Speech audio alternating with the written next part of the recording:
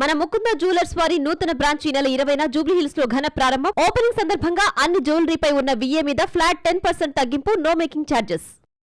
TPCC అధ్యక్షుడు జీవన్ రెడ్డి తో కొద్దిసేపటి క్రితమే భేటీ అయినటువంటి పరిస్థితి. అసలు ఏం జరిగింది, ఏమన్నా జీవన్ రెడ్డి మనసు మార్చుకున్నారో ఒకసారి అడిగి తెలుసుకున్నాం. సార్ చెప్పండి, ముఖ్యంగా టీపీసీసీ అధ్యక్షుడు మీ దగ్గర రావడం జరిగింది, ఏం మాట్లాడాడు? అంటే ఏమన్నా మనసు మార్చుకునేటువంటి అభిప్రాయం ఉన్నది?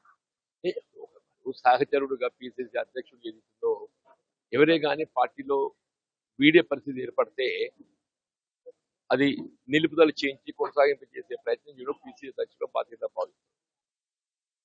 దాంతో పాటుగా ప్రెసిడెంట్ నాకుండేటువంటి ఒక సహచర్యం ఏదైతుందో దాదాపు 4 దశాబ్దాల పైగా మాకిద్దరికి సహచర్యం ఉన్నది. ఈ పార్టీలో కొనసాగితే బాగుంటుందనే ఒక భావన వ్యక్తం చేశాను. నేను ఉన్న పరిస్థితి చెప్పాను.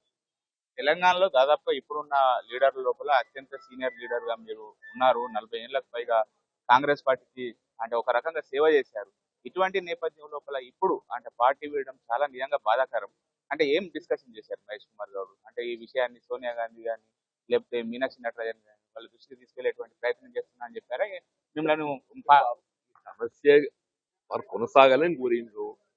మరి ఇంటర్నల్ ఏం మాట్లాడిండ్రు అని చెప్పంటే నేను ఏం చెప్పాలి? ఉన్న సమస్య అందరికి తెలుసు. ఇది బహిర్గత సమస్య. ఇదేదైతే ఉందో అంతర్గత సమస్య కాదు. ఇది పదవులతో ముడిపెట్టే సమస్య కాదు. అయిపోయా మరి. అంటే ఇన్ని రోజులు కాంగ్రెస్ పార్టీకి లోపల కీలకంగా ఉన్నారు మీరు. మొన్న ఎన్నికల టైం లోపల మేనిఫెస్టో కమిటీ లోపల కూడా కీలకంగా ఉన్నారు. నేను నా పాత్ర పోషించిన.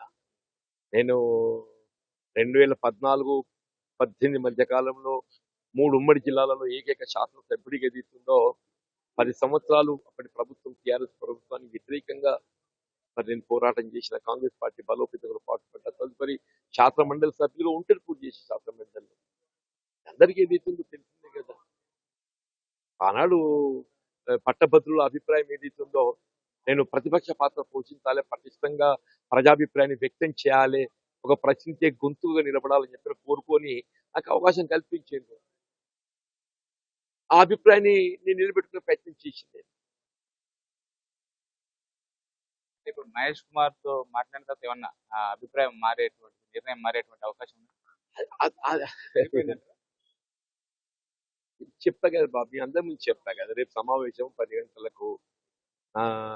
కాంగ్రెస్ పార్టీతో నాకున్న అనుబంధం రేపు చివరి దినం కాబోతుందని కూడా చెప్పాను. అంటే తర్వాత ఇప్పుడు జీవన్ రెడ్డి ఇటు కాంగ్రెస్ పార్టీకి రాజీనామా చేసిన తర్వాత ప్రజల్లోకి ఏ విధంగా వెళ్ళబోతున్నారు? లెటర్స్ ఏ విధంగా పోతూ అభిప్రాయాలు అన్ని మీ ముందుకు వస్తాయి కదా. అంటే ఇన్ని రోజులు కాంగ్రెస్ పార్టీ పునర్నిర్మాణం కోసం, భవిష్యత్తు కోసం పాటుపడ్డారు బాబా. ఏ విధంగా నేను దాన్ని నరేట్ చేస్తా చూస్తారు కదా. ఏ విధంగా నరేట్ చేస్తా చూస్తారు కదా అంటున్నా. ఖచ్చితంగా అయితే రేపు పార్టీకి రాజీనామా చేసి అదే అభిప్రాయంతో మొత్తానికి అయితే ఖచ్చితంగా టీపీసీసీ అధ్యక్షుడు వచ్చి మంతనాలు దాదాపుగా 40 నిమిషాలకు పైగా కూడా ఇక్కడ మంతనాలు చేశారు. కానీ జీవన్ రెడ్డి గారు తాను ఏదైతే రాజీనామా చేస్తానని చెప్పి ఉన్నటువంటి అభిప్రాయాన్ని మార్చుకునేటువంటి ప్రసక్తి లేదు. ఖచ్చితంగా రేపు ఖచ్చితంగా కాంగ్రెస్ పార్టీకి రాజీనామా చేయబోతున్నాను, ఎట్టి పరిస్థితి లోపల కూడా నిర్ణయం లోపల మార్పు లేదు అని చెప్పి జీవన్ రెడ్డి గారు అంటున్నారు. Camera person Srinivas, big TV, Jagtial.